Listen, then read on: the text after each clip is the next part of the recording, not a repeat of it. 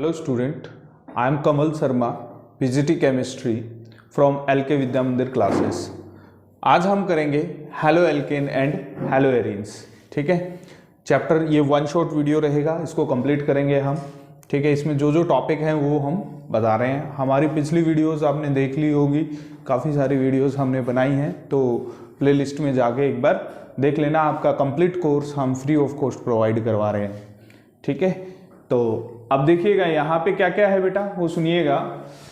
Halo alkane and hello arenes, इसमें सबसे पहले हम करेंगे classification of halo alkane. Classification में क्या क्या रहेगा वो मैं बता दूंगा, 3 पार्ट है इसके।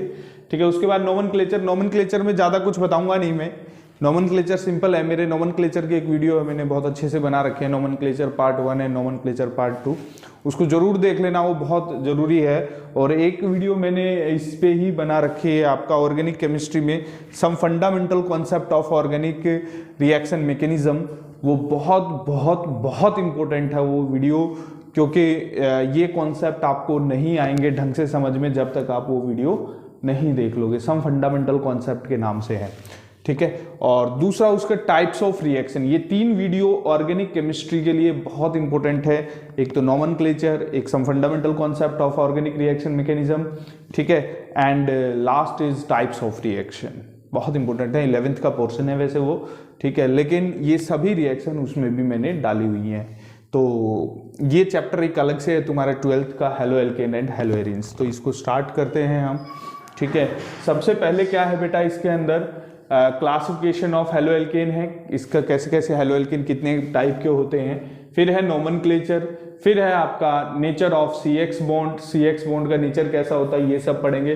फिर पढ़ेंगे हम preparation, methods of preparation of halo alkane. Halo alkane को कैसे कैसे बनाया जाता है, तो उसको बनाने के लिए ये मेनली 3 पार्ट में मैंने डिवाइड किया इसको। ये अकॉर्डिंग टू NCERT ही नोट्स बने हुए हैं। NCERT को मैंने शॉर्ट से शॉर्ट करने की कोशिश की है। ठीक है, फ्रॉम हेलो अल्कोहल, अल्कोहल में कितनी रिएक्शन है, ये मेनली आपकी 5 रिएक्शन है। फ्रॉम अल्कोहल से HX के साथ, मतलब हाइड्रोजन हैलाइड के साथ reaction in the presence of anhydrous ZnCl2। इस दोनों को मिला के हम लुकास रिएजेंट बोलते हैं। ये लुकास रिएजेंट एक जगह और यूज होगा, कहाँ पे, आपका अल्कोहल चैप्टर में distinguish between primary, secondary and tertiary alcohol के लिए यूज होता है लुकास रिएजेंट। उसके बाद आता है नेक्स्ट बाय PCl5 से भी हम बनाते हैं हेलो एल्केन फ्रॉम अल्कोहल। ठीक है, बाय SOCl2 की हेल्प से भी बनाते हैं हेलो एल्केन, PCl5 की हेल्प से भी, और बाय रिड्यूसिंग एजेंट मतलब रिडक्शन रिएक्शन करके भी बनाते हैं। ठीक है, फ्रॉम हाइड्रोकार्बन, हाइड्रोकार्बन जिसमें कार्बन और हाइड्रोजन, मेनली एल्केन और एल्कीन लेंगे बेटा इसके अंदर हम। तो एल्केन लेते हैं तो फ्री रेडिकल सब्स्टिट्यूशन रिएक्शन से हम करते हैं रिएक्शन। ठीक है, और इससे हम हेलो एल्केन बनाते हैं। नेक्स्ट है फ्रॉम एल्कीन। एल्कीन में हमारा ये मेनली 2 तरीके का है, बाय हैलोजिनेशन, हैलोजिनेशन करके बनाते हैं, और bye hydrogen halide. Hydrogen halide में मार्कोनिकोव और एंटी मार्कोनिकोव हम करते हैं। ये बहुत इंपॉर्टेंट है, मार्कोनिकोव और एंटी मार्कोनिकोव इंपॉर्टेंट है। 11th में इनके मैकेनिज्म भी आपने पढ़े थे। ठीक है, नेक्स्ट है, उसके बाद आता है हैलोजन एक्सचेंज। ये 2 नेम रिएक्शन आ जाती है, नेम रिएक्शन आ जाती है तो ये क्या हो जाता है, इंपोर्टेंट हो जाता है। ठीक है, जहां नेम रिएक्शन आएंगे वो इंपोर्टेंट हो जाता है। फिंकलस्टीन रिएक्शन और स्वार्ट्स रिएक्शन, हैलोजन एक्सचेंज, इसमें क्या करेंगे, एक हैलोजन दूसरे हैलोजन को एक्सचेंज करेगा। फिंकलस्टीन में आयोडीन से एक्सचेंज करेंगे क्लोरीन और ब्रोमीन को, और इसमें क्लोरीन और ब्रोमीन को फ्लोरीन से एक्सचेंज करेंगे इसके अंदर, स्वार्ट्स रिएक्शन के अंदर। नाउ उसके बाद सेंडमियर रिएक्शन है कि प्रिपरेशन दे रखी है, एक ही प्रिपरेशन दे रखी है आपके हाइड्रोजन हैलाइड की या हेलो एरीन्स की। ठीक है, सेंडमियर रिएक्शन, और इसी के साथ हम एक गटर वैन कोच रिएक्शन भी बता देंगे आपको। ठीक है, नेक्स्ट है फिजिकल प्रॉपर्टीज। फिजिकल प्रॉपर्टीज में क्या क्या आएगा बेटा, ये जो चीजें है ना फिजिकल प्रॉपर्टीज की, ये ऑर्गेनिक में सारा ऐसे ही आता है, इस चेंज नहीं होती है ज्यादा, वही रीजन चलते हैं। और इसका ये मान लो 5 से 6 नंबर का फिजिकल प्रॉपर्टी से आपके पेपर में आएगा ही आएगा। और सिंपल से ये 3 ही पॉइंट पढ़, 3 में भी ये पॉइंट बहुत इंपॉर्टेंट है दोनों ही। ठीक है, एक तो मेल्टिंग एंड बॉइलिंग पॉइंट से क्वेश्चन आता है, इंपॉर्टेंट है मेल्टिंग एंड बॉइलिंग पॉइंट से, और सोलिबिलिटी भी इंपॉर्टेंट है, यहाँ से भी क्वेश्चन बड़े सिंपल से रीजन है इनके, जब एक्सप्लेन करूंगा तो देख लेना। ठीक है, नाउ नेक्स्ट है chemical properties of haloalkane. तो chemical properties of haloalkane में ये केमिकल प्रॉपर्टीज है, इसमें स्पेस कम था तो ज़्यादा मैंने लिखा नहीं, मेन पॉइंट ही लिखे। न्यूक्लियोफिलिक सब्स्टिट्यूशन रिएक्शन, ये वेरी इंपॉर्टेंट है, वेरी इंपॉर्टेंट। कोई पेपर ऐसा नहीं गया जहाँ पे न्यूक्लियोफिलिक सब्स्टिट्यूशन रिएक्शन ना आई हो, ठीक है। तो इसमें ये न्यूक्लियोफिलिक सब्स्टिट्यूशन रिएक्शन के बहुत सारे पार्ट है, करीबन 9-10 पार्ट हैं इसके, तो ये हम करेंगे। सिंपल सा एक मैकेनिज्म छोटा सा इसका, ठीक है। फिर है बीटा एलिमिनेशन रिएक्शन, और ये बीटा एलिमिनेशन मतलब कि ये इंपॉर्टेंट है पूरा का पूरा, यहाँ पे ये पूरा ही इंपॉर्टेंट है। Chemical properties of haloalkane ये पूरा ही इंपॉर्टेंट है। बीटा एलिमिनेशन भी बहुत बार आई है रिएक्शन आपकी, और रिएक्शन विद मेटल, ये नेम रिएक्शन हो जाती हैं, तो नेम रिएक्शन हो जाती हैं तो वैसे ही इंपॉर्टेंट हो जाती हैं आपकी, नेम रिएक्शन हो गई तो। वुड्स रिएक्शन, वुड्स फिटिग रिएक्शन और फिटिग रिएक्शन बहुत बार देखी गई हैं, 11th की है वैसे तो ये रिएक्शन, लेकिन यहाँ पे भी दी हुई हैं। और मैकेनिज्म मैंने बताया ही था बेटा, आपके जो केमिस्ट्री के अंदर 5 ही मेन मैकेनिज्म हैं, ठीक है। 3 मैकेनिज्म तो हमने अपना वो सीरीज कंप्लीट कर दिया, अल्कोहल, फिनोल और ईथर, उसमें हमने मैकेनिज्म किए थे वहाँ पे 3 कौन से, alkene to alcohol, alcohol to alkene और अल्कोहल टू ईथर, ये 3 मैकेनिज्म वहाँ किए थे। और 2 मैकेनिज्म ये यहाँ पे आए हैं, SN1 एंड SN2 मैकेनिज्म, ये 5 ही मेन मैकेनिज्म है। और 101% आपका क्वेश्चन आएगा बेटा 3 से 4 नंबर का, ठीक है, आपके पेपर में मैकेनिज्म से एक क्वेश्चन। ऑर्गेनिक केमिस्ट्री में फिक्स है कहाँ से क्वेश्चन आने हैं, ये ध्यान रखना। ऑर्गेनिक केमिस्ट्री में कन्वर्जन देख के डर जाता है बच्चा, कन्वर्जन देख के डरना नहीं है बिल्कुल भी, बड़े आसान से रिएजेंट होते हैं, मैं बता दूंगा आपको। और दूसरा जो है, बहुत सी जगह ऐसी हैं जो छोटे टॉपिक हैं लेकिन फिक्स है, वहां से क्वेश्चन आना ही आना है। एक हम वीडियो ऐसी भी बनाएंगे जिसमें फिक्स रहेगा टॉपिक कि भाई यहाँ से क्वेश्चन पूछे जाते हैं, और वो टॉपिक बड़े छोटे छोटे टॉपिक होते हैं। जैसे मैकेनिज्म, ये 5 ही मैकेनिज्म 3 नंबर का फिक्स है, आएगा ही आएगा, ठीक है। एसिड और बेस भी फिक्स है, आएगा ही आएगा आपका एसिड और बेस से भी क्वेश्चन, ठीक है, वो भी बता देंगे आपको।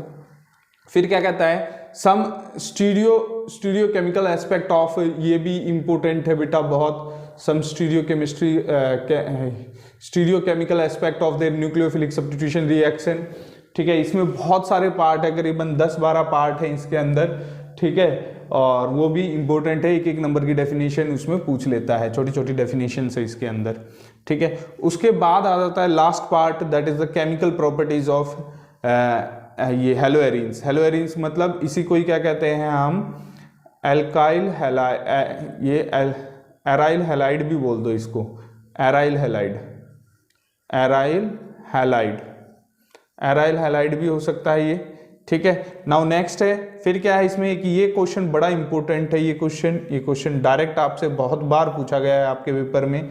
Why haloarenes do not give the nucleophilic substitution reaction then haloalkane, वो लिखा नहीं है, then haloalkane, यही सिंपल सी बात है भाई। जैसे ये न्यूक्लियोफिलिक सब्स्टिट्यूशन रिएक्शन थी ना यहाँ पे, ये कौन देगा, ये रिएक्शन देगा मेनली हेलोएल्केन। हेलोएल्केन क्या होता है, RX, ठीक है, ये तो देता है, लेकिन हेलोएरिन्स नहीं देगा। हेलोएरिन्स क्या होता है भाई, बेंजीन के ऊपर हैलोजन, ये होता है। ये न्यूक्लियोफिलिक सब्स्टिट्यूशन रिएक्शन नहीं देगा। क्यों नहीं देगा, उसका रीजन बताना है यहाँ पे, मैं आपको 3 या 4 रीजन बताऊंगा, यहाँ पे इंपॉर्टेंट है।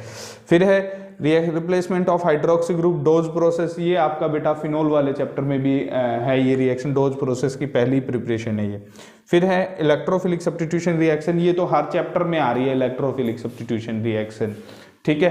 तो इलेक्ट्रोफिलिक सब्स्टिट्यूशन रिएक्शन के मेनली आपके 4 पार्ट रहेंगे, 5 पार्ट रहेंगे आपका। सबसे पहले तो हैलोजिनेशन रिएक्शन, ठीक है, फिर fiddle-craft alkylation, fiddle-craft acylation, nitration और सल्फोनेशन, ये है, ये हर उसमें आ रहे हैं आप, ये इसमें देख लेना ढंग से।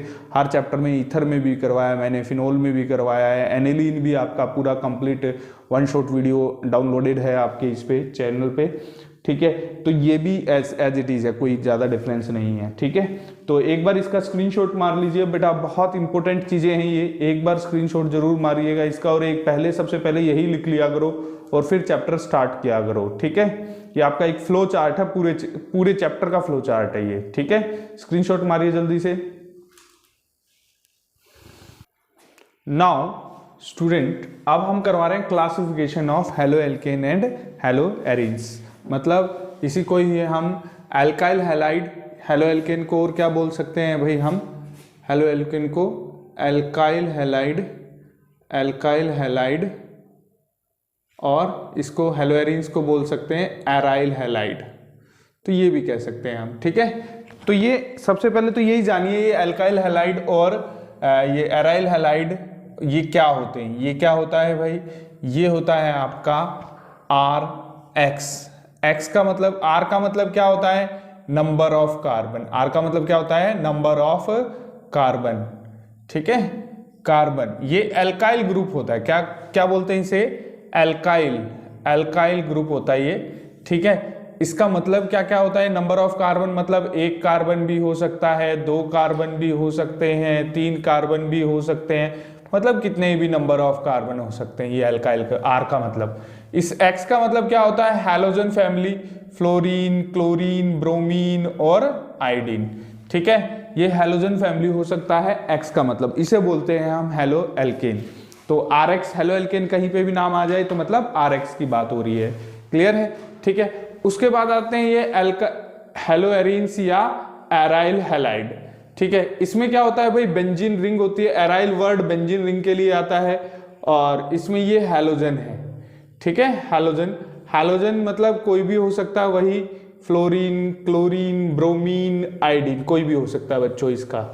ये तो होता है आपका halo alkane and hello arenes, ठीक है, या एल्काइल हैलाइड या एराइल हैलाइड, ठीक है। समझ में आ गया होगा, आई थिंक सो। ये पूरे चैप्टर का नाम है, तो सबसे पहले आपको यही जानना जरूरी है ये होता क्या है।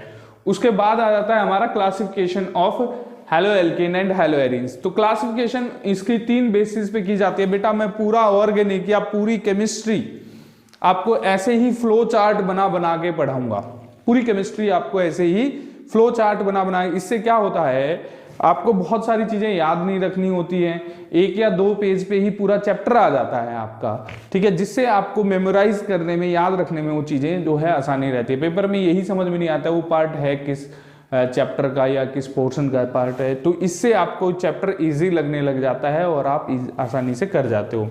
तो मैं पूरा ऐसे ही पढ़ाऊंगा आपको पूरी ऑर्गेनिक, ठीक है। और आप देख भी लेना मेरी सारी वीडियोस, उसमें सब में ऐसे ही मैं हर एक टॉपिक के फ्लो चार्ट बना रहा हूँ और समझा रहा हूँ। तो ये फ्लो चार्ट जरूर बनाएं और ऐसे ही अपनी स्टडी करें, आपको आसान लगने लग जाएगी केमिस्ट्री।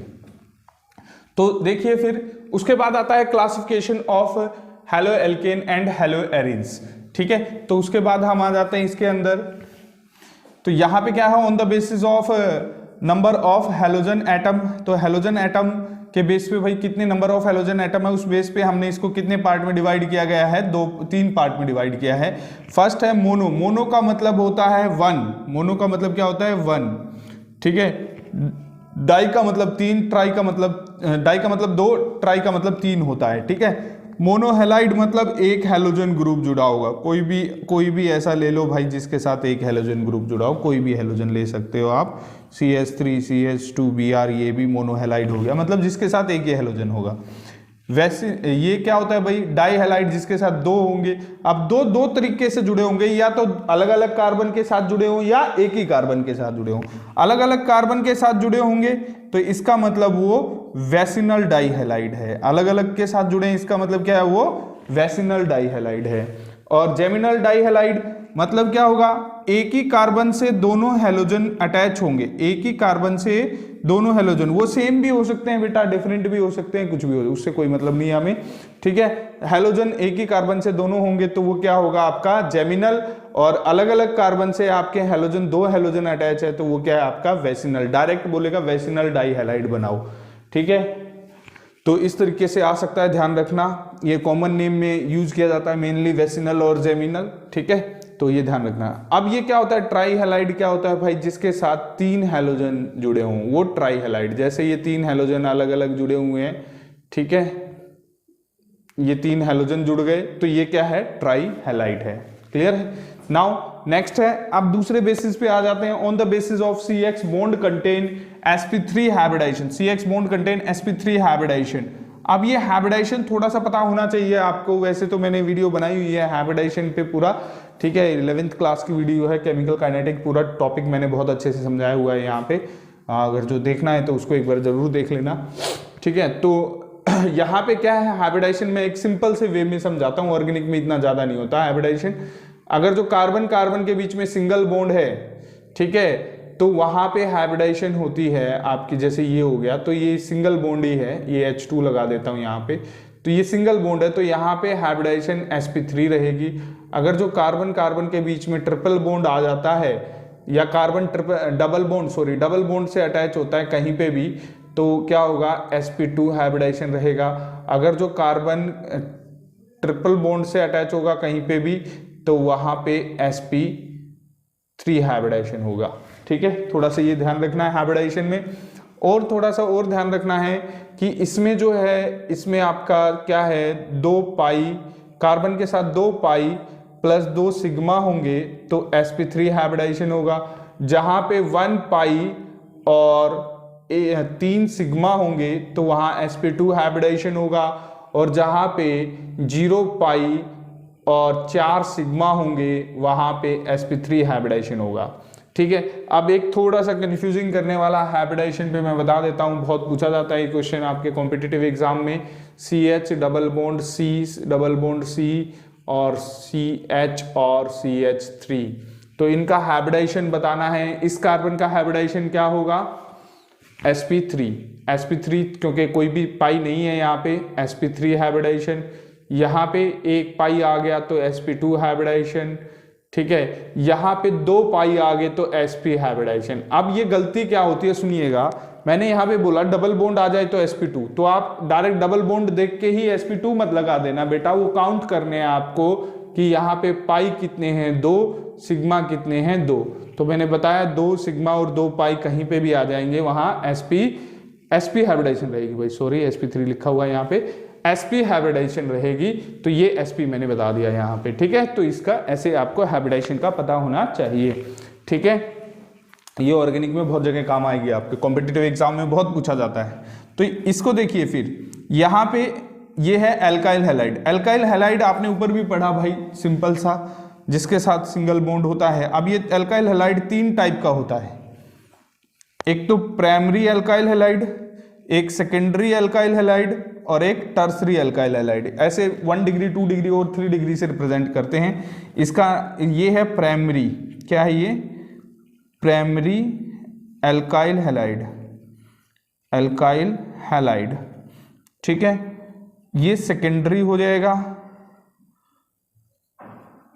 और ये टर्सरी हो जाएगा। ठीक है, ये टर्सरी हो जाएगा। तो ये देखिए यहाँ पे प्राइमरी में क्या होता है भाई, CH3 CH2 और Cl, मतलब जिससे कोई भी हैलोजन जुड़ा है वो एक ही कार्बन से जुड़ा हो। ठीक है, एक ही कार्बन से जुड़ा हो, वो कार्बन की, इस कार्बन की बात हो रही है बेटा, ये कार्बन जिससे जो हैलोजन से जुड़ा है एक ही कार्बन से जुड़ा हो तो प्राइमरी होता है। अगर जो हैलोजन आपका कार्बन से जो हैलोजन जिस कार्बन से जुड़ा है, मतलब ये हैलोजन हो गया, इस कार्बन से जुड़ा है, ये कार्बन कितने से जुड़ा होगा, 2 से जुड़ा होगा, तो क्या हो जाएगा, सेकेंडरी हो जाएगा। ठीक है, अगर वो कार्बन जो हैलोजन से जुड़ा है, X लगा दिया, X का मतलब हैलोजन है यहाँ पे बेटा। ठीक है, CH3 और ये CH3, तो जो कार्बन हैलोजन से जुड़ा है वो कार्बन 3 कार्बन से जुड़ा होगा, then the sp3 hybridisation, sorry ये टर्सरी हैलोएल्केन। ठीक है, तो सुनिएगा ध्यान से, अब मैं दोबारा बता देता हूं। The carbon which is attach to the halogen atom, that carbon attach only 1 carbon atom, that is the primary alkyl halide. The carbon which is attach to the halogen atom, that carbon attached 2 number of carbon atom, that is the secondary haloalkane. And the carbon which is attached to the halogen atom, that carbon attached 3 number of carbon atom, that is known as tertiary haloalkane. ठीक है, तो ये था आपका primary, secondary और tertiary haloalkane, बहुत जगह काम आएगा, ध्यान रखना। अब आता है vinylic dihalide, vinylic halide. Vinylic halide क्या होता है, the carbon which is attached to the halogen, ये हैलोजन से अटैच है। The next carbon is doubly bonded carbon. Next carbon is doubly bonded carbon. ठीक है, next carbon is doubly bonded carbon. ठीक है, बस इतना ही रखो और आगे भी ले जा सकते हो, कोई दिक्कत नहीं है। इसमें क्या है डेफिनेशन भाई, the carbon which is attached to the halogen and the next carbon is doubly bonded carbon, या next carbon sp2 hybridized भी आपकी बुक में कहीं कहीं लिखा हुआ है, ये sp3 है। ठीक है, और जो नेक्स्ट कार्बन है वो sp2 हाइब्रिडाइज होगा, ये भी बोल सकता है आपको। ठीक है, तो टेंशन नहीं लेनी है, किसी भी तरीके से बोले एक ही बात है।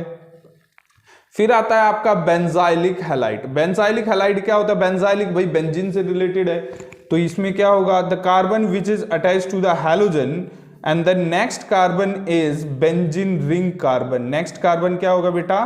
बेंजीन रिंग कार्बन होगा, that is the benzylic halide. इसे क्या कहेंगे हम? बेंजाइलिक क्लोराइड, कॉमन नाम में ये यूज किया जाता है मेनली, बेंजाइलिक क्लोराइड कहेंगे इसको।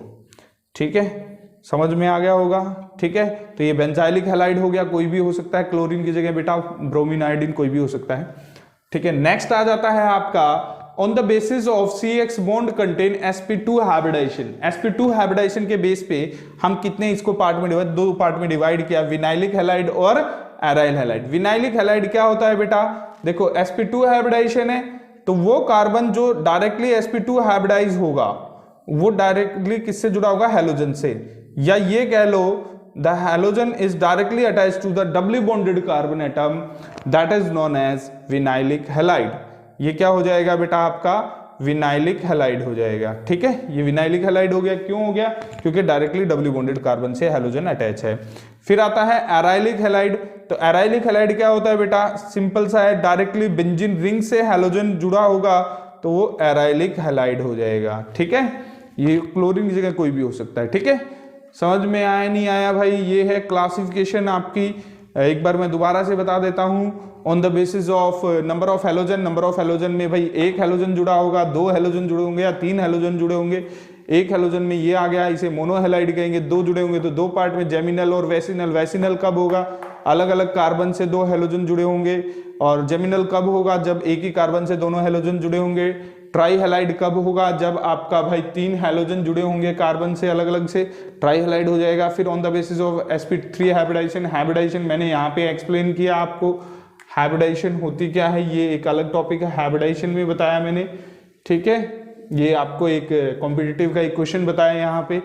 ठीक है, तो एलाइलिक हैलाइड, एलाइलिक हैलाइड मतलब जिस हैलोजन, ये अल्काइल से क्या होगा? कोई हैलोजन जुड़ा होगा।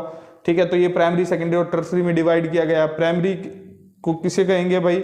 The halogen which is attach to the carbon which is attach to the halogen next carbon, मतलब वो एक ही कार्बन से अटैच होगा।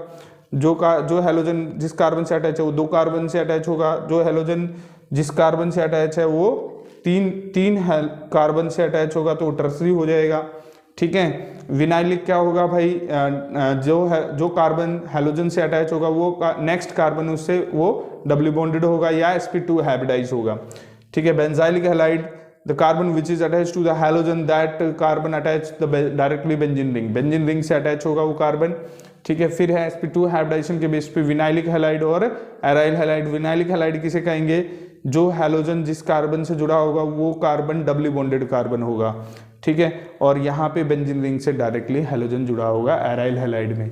ठीक है, तो ये था। अब मैं एक क्वेश्चन दे रहा हूँ, इसी से ही आपको बहुत बार आता है, आप मेरे को कमेंट बॉक्स में उसका आंसर लिख के बताएंगे जरूर से भी जरूर। ठीक है, कि ये कौन सा हैलाइड होता है। ठीक है, ये कौन सा हैलाइड होता है? 90% बच्चे गलत करते हैं इसका आंसर। आप देखते हैं आप 90% में हो या 10% में हो, 10 ही % ठीक करते हैं इसका आंसर। तो ये बताना है आपको कमेंट बॉक्स में इसका आंसर, ये इन हैलाइड में से कौन सा हैलाइड है। ठीक है, तो इसका एक बार जल्दी से स्क्रीनशॉट ले लीजिए, फिर चलते हैं हम आगे। तो बेटा ये है आपका नोमेनक्लेचर। नोमेनक्लेचर में मैंने कुछ ऐसी नॉर्मल नेमिंग ली हैं जो आपके इस चैप्टर में काम आनी है। वैसे तो आप आपका जो है इसमें टेबल दी हुई है उससे एक बार देख लेना। वैसे नोमेनक्लेचर इतना ज़रूरी भी नहीं है, वो नोमेनक्लेचर वाली मेरी वीडियो देख लेना, उसमें सब कुछ मैंने बताया हुआ है, ओपन करके उसको एक बार पूरा देख लेना ज़रूर। ठीक है, तो नोमेनक्लेचर वैसे बताने की चीज़ नहीं है यहाँ पे। तो जो यूज़ हो रहे हैं ज़्यादातर इस पूरे चैप्टर में यूज़ होंगे वो मैं बता रहा हूँ, उनका कॉमन नेम और आईपैक नेम लूँगा मैं। ठीक है, और डूरिंग द जो है चैप्टर हम ये सारा करेंगे ही। ठीक है, तो यहाँ पे क्या हो जाएगा, इसका नाम क्या है भाई? अगर जो मैं सिंपल सा नाम है इसको क्या कहेंगे? क्लोरो इथेन कहेंगे। क्या कहेंगे? Chloro ethane. लेकिन इसका कॉमन नेम पूछ लिया तो ये क्या होगा? Ethyl chloride. क्या होगा? इथाइल क्लोराइड होगा इसका कॉमन नेम। ठीक है, ऐसे ही ब्रोमीन होगा इथाइल ब्रोमाइड, आयोडीन होगा इथाइल आयोडाइड, ये ऐसे ही चलता रहेगा। ठीक है, नेक्स्ट है नेक्स्ट क्या कह रहा है इसमें क्या होगा भाई, सिंपल सा 2 क्लोरो और प्रोपेन, क्या होगा 2 क्लोरो प्रोपेन इसका नाम होगा। और इसका कॉमन नेम को ब्रैकेट में बंद करूंगा बेटा, कॉमन नेम होगा इसका आइसोप्रोपाइल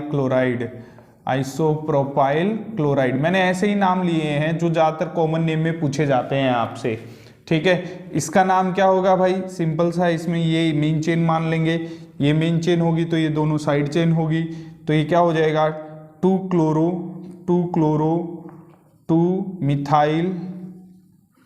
2 मिथाइल और प्रोपेन, ये तो इसका नाम हो गया क्या, आईयूपैक। कॉमन नेम क्या हो जाएगा इसका, ये 3 से ऐसे जुड़े हो टर्सरी हो तो नियो वर्ड आता है, तो नियो में ये सारे कार्बन, नियो ब्यूटाइल 4 कार्बन है, नियो ब्यूटाइल और क्लोराइड इसका नाम हो जाएगा, नियो ब्यूटाइल क्लोराइड इसका नाम हो जाएगा, ठीक है। नेक्स्ट आ जाता है ये तो सिंपल है, क्लोरोबेंजीन। क्या है ये, क्लोरोबेंजीन, बहुत न्यूक्लियोफिलिक सब्स्टिट्यूशन रिएक्शन में यूज होगा क्लोरोबेंजीन बहुत जगह, इसलिए मैंने ले लिया यहाँ पे। तो ये सारे न्यूक्लियोफिलिक सब्स्टिट्यूशन में बनेंगे, इसलिए मैंने इनके नाम ले लिए हैं, ठीक है। इसको क्या कहेंगे 1,2 डाइक्लोरोबेंजीन, ठीक है। Common name ortho dichlorobenzene, ortho लिख ही देता हूँ, ऑर्थो वैसे ओ ही लिखा जाता है खाली, ऑर्थो डाइक्लोरोबेंजीन,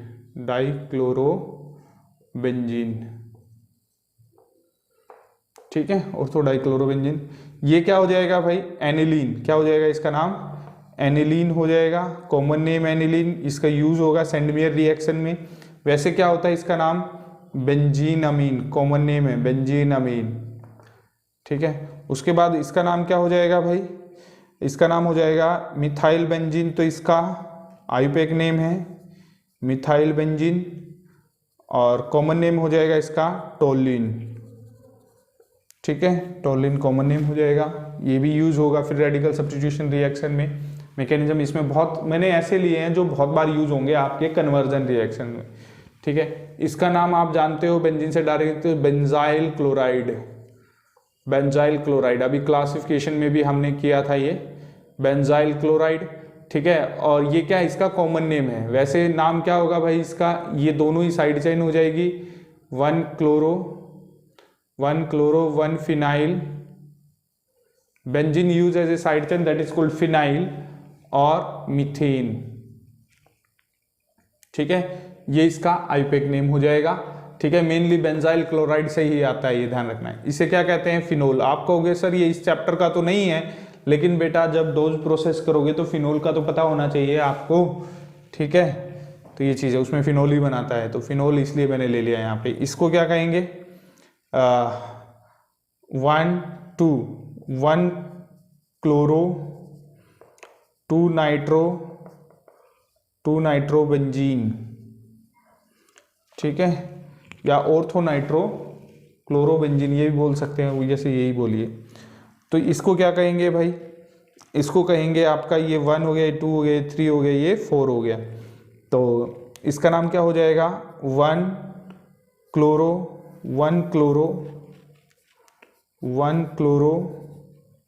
और 4 मिथाइल फिडेलक्राफ्ट एल्काइलेशन में बनेगा ये 4 मिथाइल और बेंजीन। वैसे इतने को क्या कहेंगे टोलिन, इतने को टोलिन कहेंगे, तो इसको पैरा क्लोरोटोलिन भी बोलेगा, क्लोरोटोलिन, ठीक है, समझ में आया। तो ये चीज भी ध्यान रखना, ये इसका कॉमन नेम है। नाउ इसको क्या कहेंगे भाई, इसको मेनली कॉमन नाम से ही आएगा तो उसी से ही बता देता हूँ। इतने को क्या कहते हैं एसिटोफिनोन, ये पैरा पोजीशन में है, तो पैरा क्लोरो। आप कहोगे सर पैरा तो पैरों में होता था, बेटा वो भी पैरा ही है, ठीक है। इसको ऐसे उल्टा घुमाओगे तो पैरों में ही आ जाएगा, इसको एसिटोफिनोन कहते हैं, para chloro acetophenone.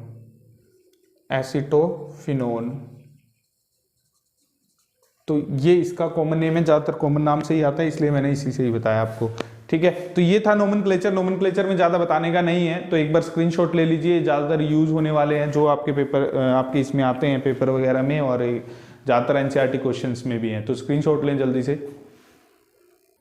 Next topic is nature of CX bond. तो CX बॉन्ड में बेटा क्या होता है मैं बता देता हूँ। CX bond mainly polar in nature होता है। क्यों होता है, यही मेन बात है। इसमें क्वेश्चन 1 नंबर का पूछ लिया जाता है, why what is the nature of CX bond. तो CX bond is polar in nature. CX bond is polar in nature due to more electronegativity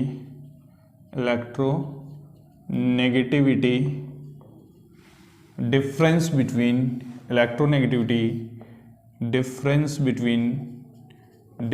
between carbon and halogen। Carbon और halogen के बीच में इलेक्ट्रोनेगेटिविटी डिफरेंस बहुत ज़्यादा है, that's Y, ठीक है, that's why it is polar in nature. It is polar in nature होता है, ठीक है, समझ में आ गया। तो इसमें जो है कार्बन, ये बॉन्ड लेंथ जो है नीचे जैसे जैसे जाते हैं वैसे वैसे क्या होती जाती है, इंक्रीज होती जाती है, ठीक है। तो बॉन्ड डिसोसिएशन एंथैल्पी तो क्या होती जाएगी, डिक्रीज होती चली जाएगी। Bond dissociation enthalpy decrease moving down the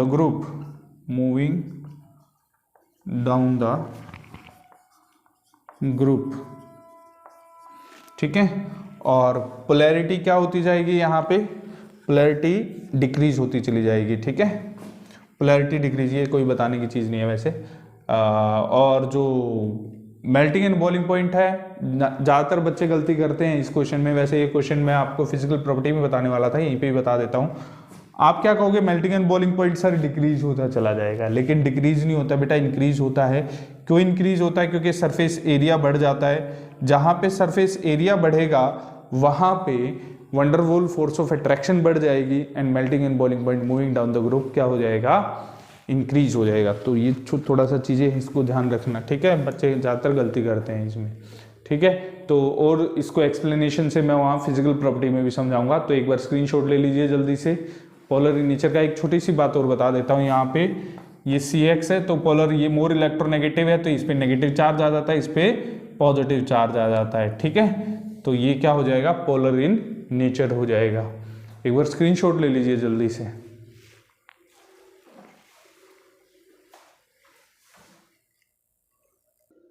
Now beta, that is the important portion of this chapter, methods of preparation of haloalkane। haloalkane की प्रिपरेशन कैसे कैसे की जाती है।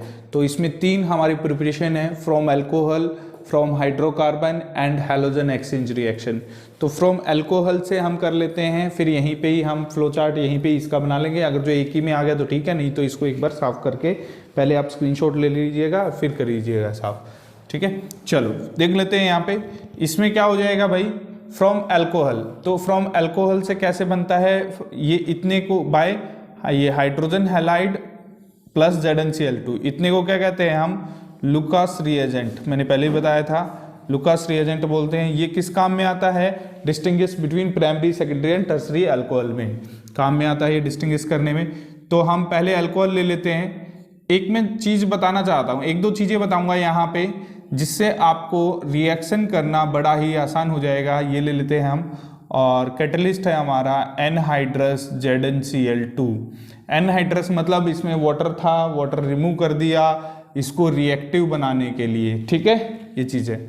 तो यहाँ पे होगा क्या, अब सुनिएगा ध्यान से। कभी भी जब भी रिएक्शन होती है तो ये क्या है आपका HCl क्या होता है, एसिड होता है। जितना भी एसिड है कहीं पे भी एसिड रिएक्शन कर रहा है तो वाटर मॉलिक्यूल्स को रिमूव करेगा। ध्यान रखना, ये मेरे पॉइंट हो के तो लिखते जाओ बेटा, बहुत इंपॉर्टेंट है, क्योंकि यही चीज़ है कन्वर्जन जो बच्चों को ऑर्गेनिक में परेशान करती है। और ये बहुत ईजी चीज़ें हैं, कोई मुश्किल नहीं है। इसमें सिर्फ आपको ये ध्यान रखना है कि भाई जब भी एसिड के साथ रिएक्शन होगी तो क्या बाहर होगा, वाटर बाहर होगा। और जहाँ से भी जो है स्टेबल प्रोडक्ट, जो स्टेबल प्रोडक्ट होता है वो सबसे पहले रिएक्शन में बाहर होता है, फिर अनस्टेबल है वो उनमें क्या हो जाता है, कनेक्ट हो जाता है। यही मेन बात है रिएक्शन की, और कुछ भी नहीं है। बस इतना सा माइंड में रखिए कौन कौन स्टेबल प्रोडक्ट है। जैसे मेनली वाटर स्टेबल है, HCl स्टेबल है, NH3 स्टेबल है, ठीक है, HCl हो गया, H2O हो गया, वाटर स्टेबल है, ठीक है। तो ये कुछ चीज़ें ऐसी है जो बहुत जल्दी से बाहर निकल जाती हैं। तो यहाँ पे क्या होगा भाई, एसिड है तो acid is always give dehydration reaction, तो यहाँ से वाटर बाहर हो जाएगा बेटा, H2O बाहर हो जाएगा, HCl होगा, ये इसके साथ कनेक्ट हो। देखो कितनी सिंपल बात थी, लेकिन आपको पता नहीं क्यों मुश्किल लगती है, ठीक है। तो ध्यान से देखना इसको। ये हो गया भाई, ये लुकास रिएजेंट है। अब इसमें ये प्राइमरी अल्कोहल है, सुन लीजिए एक मिनट ध्यान से मेरी बात को। ये प्राइमरी अल्कोहल है तो इसके साथ वैसे रिएक्शन नहीं करता है ये, तो आपको क्या करना पड़ेगा, हीट करना पड़ेगा यहाँ पे, ठीक है। हीट करना पड़ता है तब ये रिएक्शन होती है, अदरवाइज नहीं होगी। लेकिन सेकेंडरी के साथ जो सेकेंडरी अल्कोहल होगा उसके साथ स्लो रिएक्शन होगी। सेकेंडरी अल्कोहल के साथ क्या होगी, स्लो रिएक्शन होगी, स्लो रिएक्शन, ठीक है। और लेकिन टर्सरी अल्कोहल होगा, टर्सरी अल्कोहल होगा तो फास्ट रिएक्शन होगी। क्या होगी, फास्ट रिएक्शन होगी, फास्ट रिएक्शन होगी यहाँ पे, ठीक है, फास्ट रिएक्शन होगी। यहाँ पे स्लो रिएक्शन होगी सेकेंडरी के साथ। प्राइमरी, ये प्राइमरी अल्कोहल है, इसके साथ रिएक्शन ही नहीं होगी, लेकिन रिएक्शन करवाने के लिए मेरे को क्या करना पड़ेगा, हीट करना पड़ेगा तो रिएक्शन होगी। तो ये यूज किया जाता है, इतने को बोलते हैं लुकास रिएजेंट, और ये यूज किया जाता है distinguish between primary and secondary tertiary alcohol. एक ये टेस्ट आते हैं आपके में, ठीक है। 4-5 चीजें हैं बेटा जो बहुत कम है इस चैप्टर में, मतलब पूरी ऑर्गेनिक में, और बहुत इंपॉर्टेंट है। मैं गिनवा देता हूं। एक तो टेस्ट आपके आते हैं, टेस्ट ज्यादा नहीं है, 6 या 7 टेस्ट ही हैं आपके, ठीक है। ये टेस्ट आते हैं, मैकेनिज्म आता है, एसिड बेस करैक्टर आता है, फिजिकल प्रॉपर्टी से क्वेश्चन आता है, और कुछ एक केमिकल प्रॉपर्टी से कुछ फिक्स क्वेश्चन है वहां से आते हैं। ये 5 चीजें यहाँ से मोस्ट ऑफ ऑर्गेनिक कवर हो जाता है, ठीक है। तो यहाँ पे जो है ये क्वेश्चन किसका है, आपका डिस्टिंग्विश टेस्ट, डिस्टिंग्विश का टेस्ट का, ठीक है, ठीक है। ये चीज़ है कैसे कैसे प्राइमरी सेकेंडरी टर्सरी अल्कोहल को डिस्टिंग्विश किया जाता है, यही मेन चीज होती है ऑर्गेनिक में, और कुछ नहीं है, ठीक है। अब देखो बाय PCl5, PCl5 में क्या होगा, सुनिएगा ध्यान से। PCl5 के साथ जब भी रिएक्शन हो तो इसको तोड़ लेना है बेटा। कैसे, PCl3, एक Cl यहाँ पे, एक Cl यहाँ पे, ऐसे, ठीक है। ये होता क्या है बेटा, वैसे इसका जो शेप होता है वो ट्रायंगुलर बाई पिरामिडल होता है। तो ये जो होते हैं ये बाई पिरामिडल पे होते हैं, ये वीक होते हैं, ये ट्रायंगुलर पे होते हैं, ये 3, तो ये स्ट्रॉन्ग बॉन्डेड होते हैं, ये वीक बॉन्ड, क्योंकि ये 3 मिलके इनको रिपेल करते हैं, ठीक है। ये जब इनका स्ट्रक्चर आएगा समझ में तो होता है आपको समझ में। अभी फिलहाल तो इतना याद रखिए, हम इसको ऐसे लिख लेंगे। तो यहाँ से सबसे पहले मैंने बोला था स्टेबल प्रोडक्ट बाहर हो जाता है, HCl बाहर हो गया, हेलो एल्केन आपको निकालना था, बचा गया POCl3, POCl3 आपका बाहर हो जाएगा, ठीक है। मतलब बाहर क्या हुआ, सबसे पहले HCl बाहर हुआ, फिर POCl3 भी एक स्टेबल प्रोडक्ट होता है, ये भी बाहर हो गया। नहीं याद आ रहा है कोई बात नहीं, नहीं याद आ रहा है, अब बना क्या रहे हो, हेलो एल्केन, तो RCl तो बनना ही था, बच गया क्या, ये बाहर निकल जाएगा। ऐसा ही कुछ यहाँ पे भी होना है, इस रिएक्शन में भी ऐसा ही कुछ होना है। ये क्या है आपका, एल्कोहल है, ये क्या है आपका, एल्कोहल।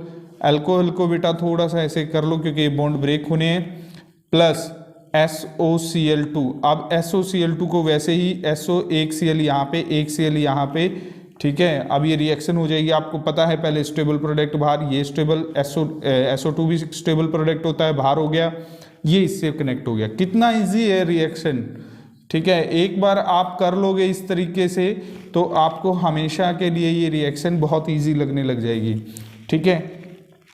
अब PCl3 के साथ जब भी रिएक्शन, इसके बाद इसको मैं बाद में बताता हूँ, PCl3 से पहले ये बता देता हूँ, ठीक है। अब इसमें क्या है, बाय रिडक्शन में क्या है, रिड्यूसिंग एजेंट डालेंगे, हेलो एल्केन के साथ रिएक्शन होती है मेनली ये, तो हेलो एल्केन में Cl2 ले लेते हैं, ClCl ले लिया, प्लस रिड्यूसिंग एजेंट तो हाइड्रोजन आएगा ही आएगा, रेड फास्फोरस इसमें लिया जाता है बेटा, रेड फास्फोरस। तो अब इसमें स्टेबल कौन कौन दिखाई दे रहा है भाई? HCl भार होगा, स्टेबल है, यस। वाटर भार होगा, स्टेबल है, यस, वाटर भार हो गया। ठीक है, अब बचा क्या है? ये हैलोजन और ये इसके साथ कनेक्ट हो जाएगा, तो क्या बन जाएगा? ये RCl plus H2O plus HCl भार हो जाएगा। वही चीज़ें हैं, मैं ज़्यादा बार बार एक ही चीज़ को बार बार बता रहा हूँ, इसमें कोई ऐसा नहीं है कि भाई ज़्यादा दिमाग लगाने वाली बात हो। तो इसमें भी आपको ऐसे ही तोड़ लेना है बेटा। ये ROH, मैंने कहा था एसिड जहाँ पे भी डालेंगे तो क्या बाहर निकालेगा? Water, HSO4। ठीक है, H2SO4 को मैंने तोड़ लिया इसमें। ठीक है, फिर है NaOH को किस में तोड़ेंगे भाई? Na पॉजिटिव और Br नेगेटिव में तोड़ेंगे। ठीक है, तो पहले क्या भार होना है? एसिड आ गया तो वाटर भार होना है। यहाँ से ये चीज़ पॉजिटिव नेगेटिव भार हो जाएगी, ये हैलोजन जो है ये इससे जाके अटैच हो जाएगा। तो ये क्या बन जाएगा भाई? यहाँ पे ये RBr बन गया और प्लस H2O भार हो गया, H2O भार हो गया, वाटर भार होना था, और बचा क्या? NaHSO4, ये चीज़ भार हो जाएगी। ठीक है, तो आई थिंक सो आ गया होगा समझ में। अब एक लास्ट रह गया ये चीज़। अब PCl5 के साथ, इसके साथ जब भी रिएक्शन हो तो इसको बेटा 3 पार्ट में डिवाइड कर लेना। ये ROH है, इसको 3 ले लेंगे और PCl3 ले। जब भी 3 हो तो 3 लेंगे, ये थोड़ा सा मैं यहाँ पे बता देता हूँ। 3 अल्कोहल के मॉलिक्यूल्स ले लेते हैं हम यहाँ पे, 3 अल्कोहल के मॉलिक्यूल्स ले लेते हैं हम यहाँ पे। ठीक है, और PCl3 ले लेते हैं। ठीक है, तो यहाँ पे एक ये स्टेबल प्रोडक्ट है H3PO3 फास्फोरिक एसिड, H3PO3। ठीक है, और यहाँ पे ये 3 इसके साथ कनेक्ट हो जाएंगे। Large number of halo alkane बनाया जाता है इस रिएक्शन के थ्रू। 3 हेलो एल्केन बन गए भाई मॉलिक्यूल्स, तो large number of halo alkane यहीं पे ही बना है, 3 मॉलिक्यूल्स ऑफ हेलो एल्केन। तो इसको यहाँ पे लिख लोगे बेटा, 3 molecules of halo alkane RCl plus H3PO3 भार हो जाएगा। ठीक है, तो ये था आपका प्रिपरेशन फ्रॉम अल्कोहल। मैंने आपको सारा बताने की कोशिश की है, कहाँ कहाँ से कौन कौन सा बॉन्ड टूटा है। 4-5 बातें आपको याद रखने के लिए भी कहा। 2 मेन बात है, ध्यान रखो, 2 मेन बात है। एक तो एसिड है तो वाटर भार होगा, दूसरा स्टेबल प्रोडक्ट रिएक्शन में पहले भार होता है और जो बच गए वो आपस में कनेक्ट होकर प्रोडक्ट बना लेते हैं। यही मेन रामायण है ऑर्गेनिक रिएक्शन की, और कुछ नहीं है। ठीक है, तो नेक्स्ट हम चलते हैं, आप इस पे चलते हैं, ये बन जाएगा यहाँ पे, तो ये कर लेते हैं हम।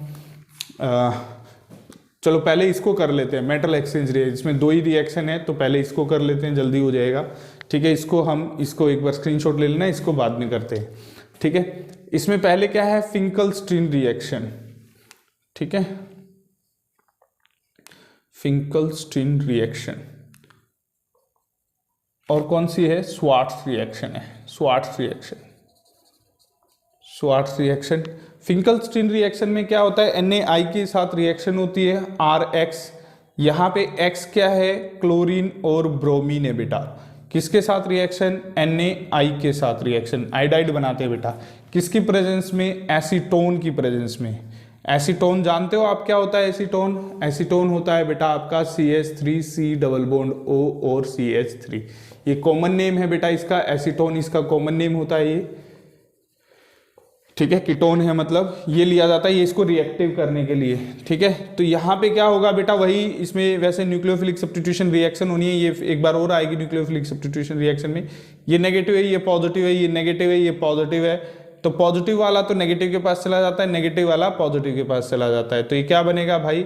RI हाइड्रोजन हैलाइड बन जाएगा और प्लस NaX बाहर निकल जाएगा। ठीक है, तो ये आयोडीन ऐसा बोलेगा आपको, रिएक्शन कैसे देगा? ये क्लोरोप्रोपेन टू आइडोप्रोपेन बनाओ, आइडोप्रोपेन बनाओ, ऐसे रिएक्शन देगा। तो क्या है? एक हैलोजन दूसरे हैलोजन को एक्सचेंज कर रहा है, आइडो बना रहा है क्लोरो से, तो ये आपको फिंकल-स्टीन रिएक्शन ही देगी। क्लियर है? तो ये चीज़ था आपका सिंपल सा। स्वार्ट्ज रिएक्शन में क्या होता है भाई? फ्लोराइड ऐड होता है। ठीक है, स्वार्ट्ज रिएक्शन में क्या होता है? फ्लोराइड ऐड होता है। यहाँ पे भी इस X का मतलब क्या है? क्लोरीन और ब्रोमीन ही है, प्लस AgF के साथ रिएक्शन करते हैं, ठीक है। और भी 2-3 हैं, जैसे Hg2F2 भी है इसके अंदर, ठीक है, आपके एनसीईआरटी में लिखा हुआ है। AgF भी है, AgF से ही याद रखना।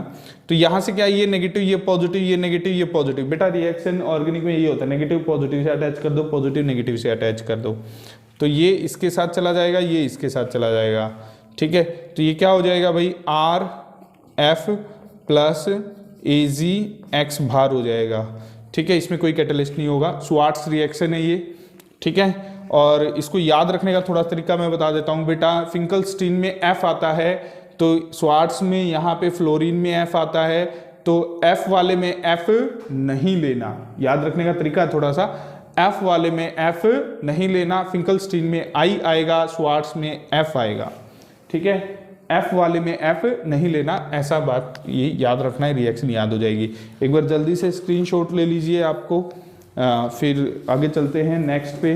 एक और प्रिपरेशन रह गई है हमारी, वो करवाते हैं, जल्दी स्क्रीनशॉट लो। नाउ बेटा अब इसमें हम करते हैं फ्रॉम हाइड्रोकार्बन। अब हाइड्रोकार्बन में क्या होता है, मेनली ये 2 प्रोसेस होती हैं, इसके 3 पार्ट और होते हैं, तो टोटल मिला के 4 रिएक्शन होती है। तो from alkane by free radical mechanism, by free radical mechanism से होगी ये रिएक्शन। देखिए इसमें होता क्या है, मेनली जो ये CH4 है प्लस Cl2 के साथ रिएक्शन करते हैं in the presence of HNu। थोड़ा सा ये ध्यान रखना है, HNu का मतलब क्या होता है, इसको सनलाइट भी लिख सकते हैं बेटा, सनलाइट, और इसको और क्या लिख सकते हैं हम, UV रेडिएशन भी लिख सकते हैं, ठीक है। तो इन तीनों में से कोई भी लिख सकते हैं। तो इसमें होगा क्या, तो इसमें ये मेनली फ्री रेडिकल बनते हैं। ये बॉन्ड में भी तोड़ के दिखा देता हूँ कहाँ कहाँ पे क्या क्या होता है। Cl ये फ्री रेडिकल बनेंगे, यहाँ पे ये बॉन्ड टूटेगा, यहाँ पे ये बॉन्ड टूटेगा, ये फ्री रेडिकल, ये फ्री रेडिकल, ये फ्री रेडिकल, ये फ्री रेडिकल, ये फ्री रेडिकल इससे अटैच हो जाएगा, ये फ्री रेडिकल इससे अटैच हो जाएगा। तो क्या बन गया, ये CH3Cl प्लस HCl, ये चीज़ हो जाएगी, ठीक है।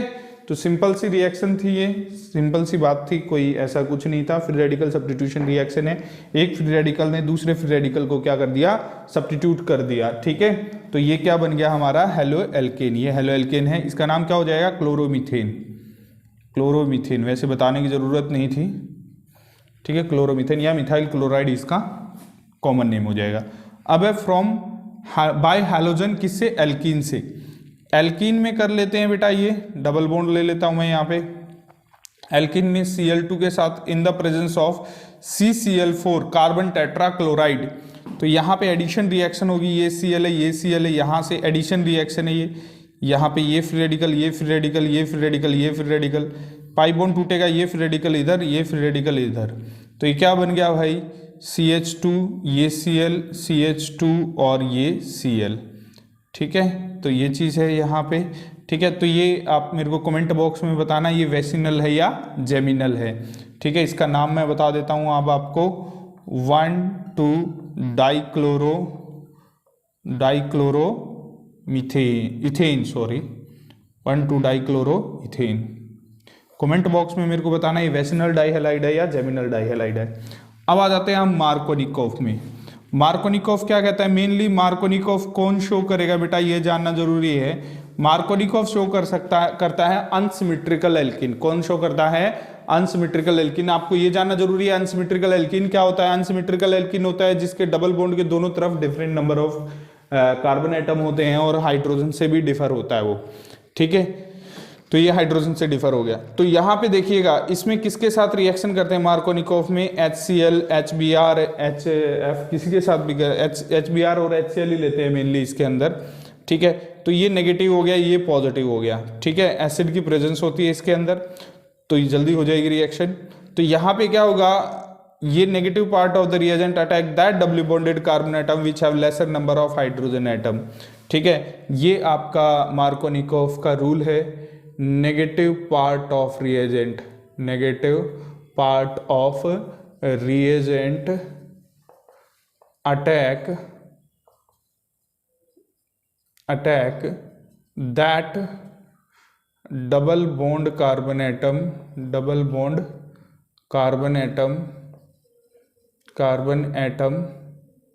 C डबल बॉन्ड कर लेते हैं, that double bond carbon atom which have less number of hydrogen atom. इसका उल्टा एंटी मार्कोनिकोव हो जाएगा, ग्रेटर पे अटैक करेगा तो एंटी मार्कोनिकोव। ठीक है, तो थोड़ा सा इसको मैं ऐसे नीचे की तरफ दिखा देता हूं। तो यहाँ पे क्या बनेगा भाई, CH3CHCl CH3। ये कमेंट बॉक्स में मेरे को बताना है ये सेकेंडरी है, टर्सरी है या प्राइमरी है। ठीक है, इसका नाम मैं बता देता हूँ, ये है आपका मेनली कॉमन नाम से ही आता है तो वो ज़्यादा बताते हैं, वैसे कॉमन नेम मैंने बताया था इसका आइसोप्रोपाइल क्लोराइड। क्या नाम है इसका, आइसोप्रोपाइल क्लोराइड। ठीक है, आइसोप्रोपाइल क्लोराइड इसका नाम है। वैसे नेम क्या होगा, आईपैक नेम 2 क्लोरोप्रोपेन। चलो मैं ही बता देता हूं, ये सेकेंडरी हेलो एल्केन है। क्या है ये, सेकेंडरी हेलो एल्केन। क्यों है, the carbon which is attach to the halogen next carbon is double bonded carbon. ठीक है, तो जो मार्कोनिकोव है उसमें सेकेंडरी हेलो एल्केन बनता है, एंटी मार्कोनिकोव में प्राइमरी हेलो एल्केन बनेगा। अभी यहाँ पे कर देते हैं हम, ठीक है, यहाँ पे कर देते हैं आपका एंटी मार्कोनिकोव रिएक्शन, यहाँ कर देते हैं। ये अनसिमेट्रिकल हमने लिया बेटा एल्कीन, अनसिमेट्रिकल एल्कीनी मेनली HBr ही शो करेगा, ध्यान रखना, in the presence of peroxide. और ये परऑक्साइड की प्रेजेंस में, परऑक्साइड होगा तो एंटी मार्कोनिकोव होगा, अदरवाइज नहीं होगा एंटी मार्कोनिकोव, ध्यान रखना। तो इसमें क्या है भाई, ये नेगेटिव है, ये पॉजिटिव है। ठीक है, तो नेगेटिव पार्ट कहाँ पे अटैच करेगा भाई, ये ग्रेटर पे, जहां पे ज्यादा नंबर ऑफ हाइड्रोजन एटम होंगे वहां पे होगा। और यहाँ पे प्राइमरी हेलो एल्केन बनेगा। कैसा हेलो एल्केन बनेगा, प्राइमरी हेलो एल्केन। ये बन गया, प्राइमरी हेलो एल्केन बन गया। ठीक है, ये ध्यान रखना किसमें, एंटी मार्कोनिकोव में। और एंटी मार्कोनिकोव की दो बातें मेन याद रखना, एक तो ये HBr ही शो करेगा और परऑक्साइड की प्रेजेंस में ही होगा एंटी मार्कोनिकोव, अदरवाइज नहीं होगा। ये फ्री रेडिकल मैकेनिज्म से होता है। 11th में बेटा इनका मैकेनिज्म मैंने अच्छे से समझाया हुआ है आपको हाइड्रोकार्बन चैप्टर में। ठीक है, वो देख लेना वीडियो अगर तो इनका मैकेनिज्म समझना है तो आपको। ठीक है, तो यहाँ पे क्या हो जाएगा आपको, जो है ये एंटी मार्कोनिकोव क्या कहता है, negative part of the reagent attack that W bonded carbon atom which have greater number of hydrogen atom. तो यही बात यहाँ पे आ रहा है, बस इसमें लेस की जगह क्या कर देना है, ग्रेटर कर देना है। ठीक है, लेस की जगह क्या हो जाएगा, ग्रेटर हो जाएगा, तो वो एंटी मार्कोनिकोव हो जाएगा। ठीक है, तो इस लेस की जगह क्या हो जाएगा, ग्रेटर हो जाएगा, ग्रेटर हो जाएगा, तो ये क्या हो जाएगा, एंटी मार्कोनिकोव हो जाएगा। ठीक है, बस इतना सा ध्यान रखना है। ठीक है, एक बार जल्दी से इसका स्क्रीनशॉट ले लीजिए। ठीक है, और ये इसका नाम मैं बता देता हूं एक बार, इसको क्या कहेंगे, ब्रोमोप्रोपेन। क्या कहेंगे, ब्रोमोप्रोपेन। ठीक है, ब्रोमोप्रोपेन। और वैसे प्रोपाइल ब्रोमाइड इसका कॉमन नेम हो जाएगा, प्रोपाइल ब्रोमाइड। और ये कैसा हैलाइड है, प्राइमरी हेलो एल्केन है, primary halo alkane, halo alkane. ठीक है, तो एंटी मार्कोनिकोव में प्राइमरी हेलो एल्केन बनता है और मार्कोनिकोव में सेकेंडरी हेलो एल्केन बनता है। ये भी ध्यान रखना है, ये सारी बातें मैंने बहुत इंपॉर्टेंट लिखी है। एक बार जल्दी से स्क्रीनशॉट मार लीजिए, फिर चलते हैं हम आगे। नाउ बेटा अब हम करेंगे physical properties of haloalkane. तो physical properties of haloalkane में क्या है भाई, फिजिकल करैक्टर हम देखेंगे। फिजिकल करैक्टर में तीन चीजें देखते हैं हम, क्या क्या देखते हैं, तीन चीजें फिजिकल करैक्टर में हम देखते हैं, फिजिकल स्टेट और स्मेल देखेंगे, स्मेल कैसी है इसकी, और वोलेटाइल नेचर, ये चीज देखेंगे। तो इससे पहले मैं एक चीज और बता देना चाहता हूं, इसमें फिजिकल करैक्टर देखेंगे, मेल्टिंग एंड बॉइलिंग पॉइंट देखेंगे और सॉल्युबिलिटी देखेंगे। ठीक है, ये मैं कुछ इस तरीके से करवाऊंगा कि किसी भी चैप्टर का आपको फिजिकल प्रॉपर्टी परेशान नहीं करेगा। तो सबसे पहले जो मोस्ट जो है क्वेश्चन आने वाले जो क्वेश्चन है आपके पेपर में, वो मैंने एक साथ लिख दिए हैं यहाँ पे, जो फिजिकल करैक्टर से आपके क्वेश्चन आते हैं आपके पेपर में। तो इन क्वेश्चंस को लिख लीजिए, बड़े ही इजी क्वेश्चन है। इन क्वेश्चंस के आंसर आप खुद ही दोगे मेरी एक्सप्लेनेशन के बाद। ठीक है। और मैं बताता भी रहूँगा कि क्या क्या क्वेश्चन थे, वो ये क्वेश्चंस के आंसर मैं बीच में भी दूंगा और आप भी मेरे को कमेंट सेक्शन में लिख के देंगे इनके आंसर। तो एक बार इसका स्क्रीनशॉट जरूर ले लीजिए, इसका स्क्रीनशॉट ले लीजिए और उसके बाद इनके आंसर आपको खुद लिख के देने हैं मेरे को, ठीक है, क्योंकि यही क्वेश्चन बहुत इंपॉर्टेंट है। स्क्रीनशॉट लेके बेटा एक बार जरूर लिख लेना इन क्वेश्चंस को, या वीडियो पॉज करके एक बार लिख लेना इन क्वेश्चन को। मैं क्वेश्चन बता देता हूँ क्या क्या है, ठीक है। सोलिबिलिटी से ज़्यादा क्वेश्चन है, मेल्टिंग एंड बॉइलिंग पॉइंट से सोलिबिलिटी से ज़्यादा क्वेश्चन है, एक वोलेटाइल नेचर से भी क्वेश्चन डाला हुआ है, ठीक है। स्मेल से भी कुछ स्वीट स्मेल होते हैं, ये इसे पूछ सकता है। Why alcohol are soluble in water, alcohol क्यों सोलेबल होता है वाटर के अंदर, सॉरी हेलो एल्केन क्यों सोलेबल होता है वो यहाँ पे पता चल जाएगा, लाइक डिजोल्व लाइक से है ये, ठीक है। Why alcohol are more soluble in water as compare to alkane, ये आपका हेलो एल्केन, ठीक है। ये आपका हाइड्रोजन बॉन्डिंग से क्वेश्चन है, यहाँ पे जो हाइड्रोजन बॉन्डिंग है इससे क्वेश्चन है ये, ठीक है। ये है फिर why alcohol have a greater melting and boiling point as compare to haloalkane, ये लाइक इससे लाइक डिजोल्व लाइक से क्वेश्चन है सोलिबिलिटी का, ठीक है। Melting and boiling point, sorry melting and boiling comparison से क्वेश्चन है, यहाँ से बहुत क्वेश्चन आता है कंपैरिजन से, ये कंपैरिजन से ये इंपॉर्टेंट है, ठीक है। मतलब ये पूरा ही इंपॉर्टेंट है, मेल्टिंग एंड बॉइलिंग पॉइंट वाला ये भी इंपॉर्टेंट है और ये भी सोलिबिलिटी वाला भी इंपॉर्टेंट है, ठीक है। क्वेश्चन आते ही आते हैं यहाँ से, ठीक है। तो ये मेल्टिंग एंड बॉइलिंग पॉइंट का क्वेश्चन है और ये कंपैरिजन से क्वेश्चन है, यहाँ से क्वेश्चन है, ये कंपेयर कर रहा है। Why alcohol have a greater melting and boiling point as compare to alkane या हाइड्रोकार्बन, कोई भी बोल सकता है, तो ये भी कंपैरिजन से ही क्वेश्चन है आपका, यहाँ पे एक्सप्लेन होगा, ठीक है। Why alkanes are less miscible in water until it's polar in nature, ये डायरेक्टली आपका एनसीईआरटी का क्वेश्चन है, ठीक है। ये भी बहुत बार पूछा गया है, ये भी मैं एक्सप्लेन करके बताऊंगा। Why melting and boiling point increase moving down the group, ये मैंने वैसे बताया भी था, आपका जो है आर एफ है, आर बी आर है, आर आई है, इनके जब डाउन द ग्रुप जाते हैं तो मेल्टिंग एंड बॉइलिंग पॉइंट को इंक्रीज होता है। Why haloalkanes are volatile in nature, ये वोलेटाइल क्यों होता है वो यहाँ से है ये क्वेश्चन। तो एक बार इन क्वेश्चंस को जल्दी से लिख लीजिए, फिर हम चलते हैं नेक्स्ट, एक बार इसको एक्सप्लेनेशन पे लेके जाएंगे, ठीक है। तो मैं इन क्वेश्चंस को अभी साफ कर देता हूँ, ठीक है, फिर इसको मैं एक्सप्लेन करता हूँ, ठीक है। जल्दी से लिख लीजिए बेटा इन क्वेश्चंस को और वीडियो पॉज करके लिख लेना, ठीक है। यही वो इंपॉर्टेंट क्वेश्चन है जो आपके पेपर में आते हैं और इन सभी के आंसर आप मेरी एक्सप्लेनेशन से आपको मिल जाएंगे और साथ के साथ मैं बताता भी रहूँगा, ऐसे इसमें ऐसे क्वेश्चन पूछा जाता है, ऐसे इसमें ये, तो ये क्वेश्चंस आपको देखने हैं, ठीक है। जो क्वेश्चन रह जाए तो मेरे को बता देना। सबसे पहले फिजिकल, तीन ही चीज पूछी जाती हैं फिजिकल प्रॉपर्टी में, एक तो फिजिकल करेक्टर, फिजिकल करेक्टर कैसा कैसा है भाई, फिजिकल स्टेट कैसी है, तो ये मेनली लिक्विड इन स्टेट होते हैं। कैसे होते हैं? लिक्विड इन स्टेट होते हैं मेनली। क्यों होते हैं लिक्विड इन स्टेट? क्योंकि इसके अंदर पोलर बॉन्ड होता है। क्या होता है? Due to polar bond, due to polar in nature, polar in nature होते हैं, polar in nature, polar in nature होते हैं, तो इसलिए लिक्विड इन स्टेट होते हैं। स्मेल कैसी होती है इसकी? स्वीट स्मेल होती है। कैसी होती है? स्वीट स्मेल होती है इसकी, ठीक है, तो ये भी लिख लेना, स्वीट स्मेल होती है। Volatile nature, yes volatile nature होता है इसका, ठीक है। क्यों होता है वोलेटाइल नेचर? क्योंकि इसमें हाइड्रोजन बॉन्डिंग कोई स्ट्रॉन्ग बॉन्डिंग नहीं होती है, कोई वैसे हाइड्रोजन बॉन्डिंग वाले भी होते हैं, कम होते हैं लेकिन, ठीक है। तो लिक्विड इन स्टेट है, लिक्विड स्टेट वाले मेनली वोलेटाइल ही होते हैं, तो इसके अंदर बॉन्डिंग जो होती है वीक ही होती है, ज़्यादा नहीं होती, इसलिए ये वोलेटाइल इन नेचर होते हैं। तो एक लास्ट क्वेश्चन का आंसर आपको मिल गया होगा, because weak interaction between the molecules, weak interaction between the molecules, that's why it's a volatile in nature, ठीक है। Now melting and boiling point, molar mass, देखो बेटा मोलर मास बढ़ाते जाएंगे, मोलर मास बढ़ाते जाएंगे तो क्या बढ़ता चला जाएगा? देखो इंट्रैक्शन बढ़ती चली जाएगी। अब मैं एक चीज से और बता रहा हूं, जो फोर्स होती है, इंट्रैक्शन जो होती है वो फोर्स होती है बिटवीन द मॉलिक्यूल्स, तो ये डिपेंड करती है ये इस फॉर्मूले पे m1 m2 और बाय आर स्क्वायर।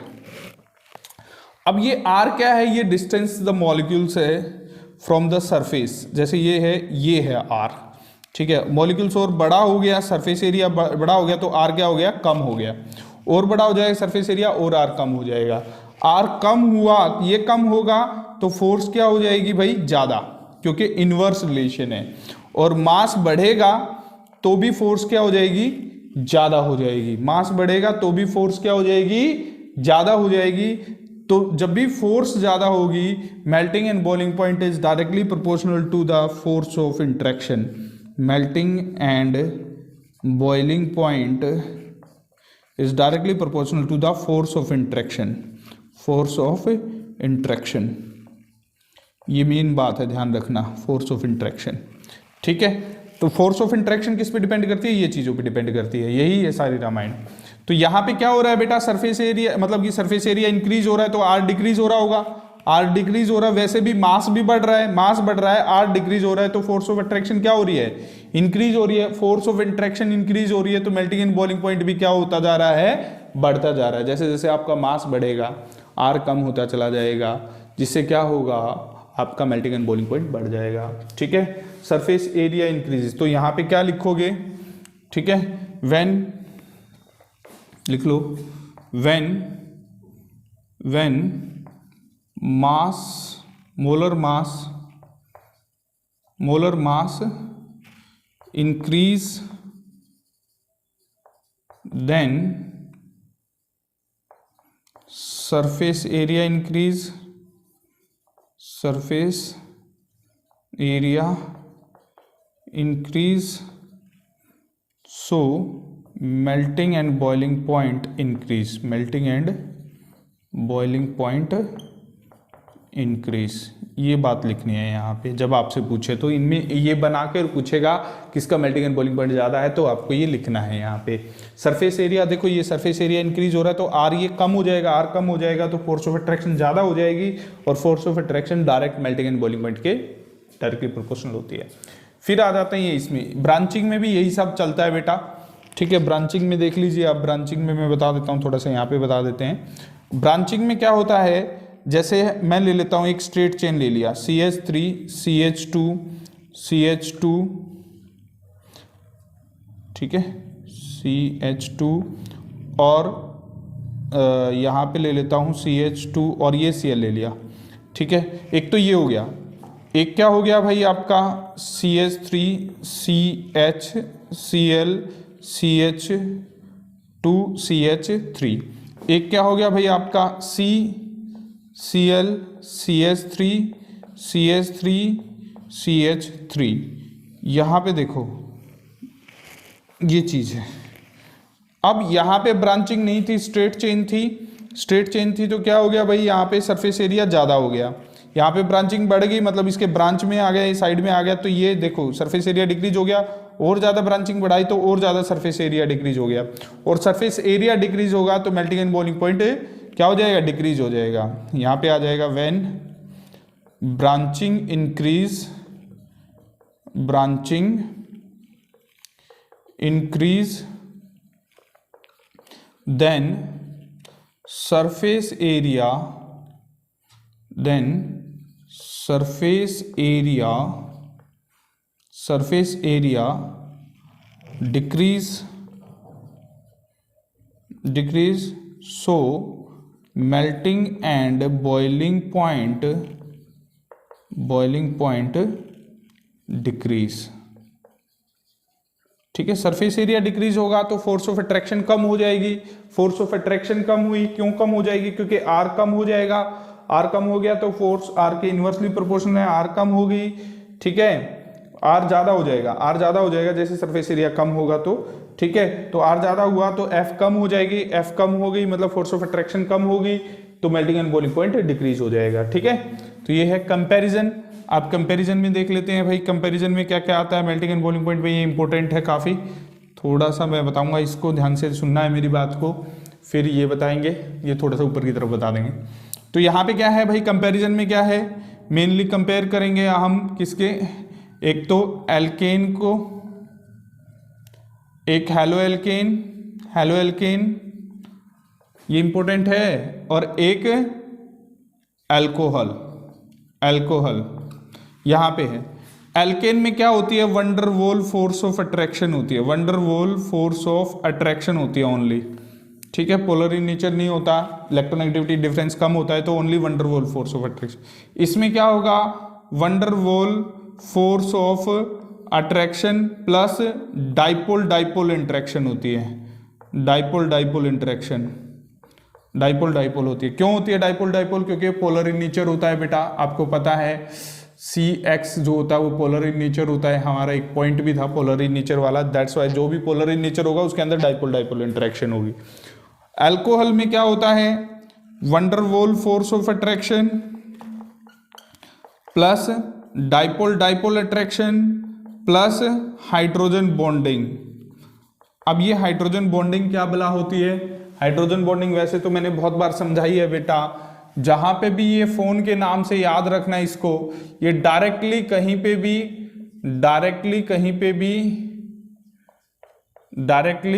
भी हाइड्रोजन से अटैच होंगे तो क्या बनाएंगे? हाइड्रोजन बॉन्डिंग बनाएंगे, hydrogen bonding.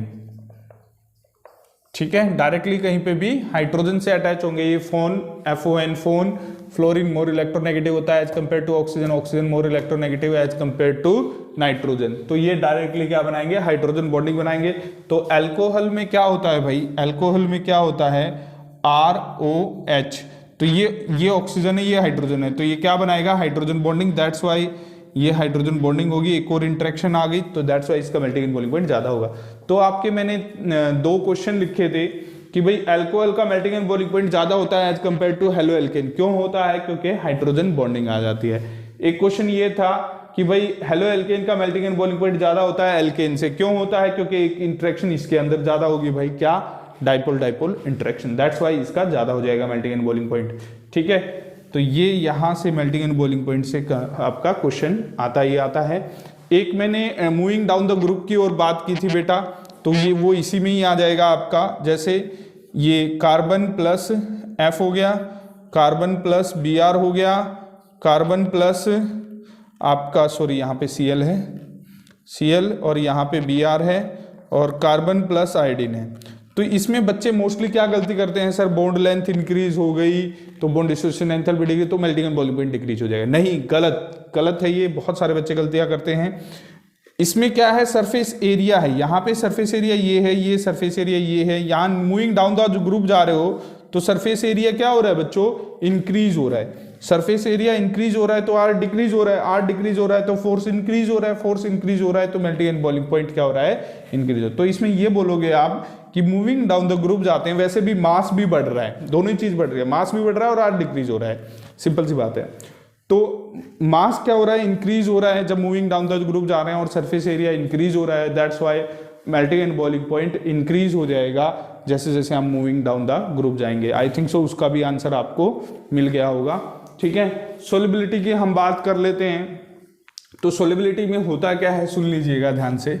Like dissolve like dissolve का लाइक का मतलब क्या होता है? Polar dissolved in polar, polar dissolved in polar, और नॉन पोलर आ नहीं रहा है, बहुत छोटा छोटा लिखना पड़ रहा है। Non polar